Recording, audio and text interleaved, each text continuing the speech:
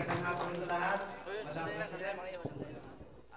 Mga kasama ko na mga magsasaka, if you remember right, way back 2007. Okay, thank you, ma'am. Thank you, Apo. Administrator, pwede mo ituloy yung naliwanag mo. Thank you, Apo. Not all here either, no? Okay, okay, sige. Okay, so congratulations ka na kayo amin. Sabi ka mo makatulong ta masapol parang rantay ti agrikultura to Ilocos Sur at kadwa ti Ilocos Sur kadwana ti North Luzon. Yes, halikot. Yes, ma'am. Halikot. So 100% na rin yan completed.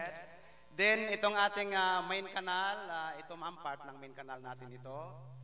The main canal is 96% completed. Dito ma'am.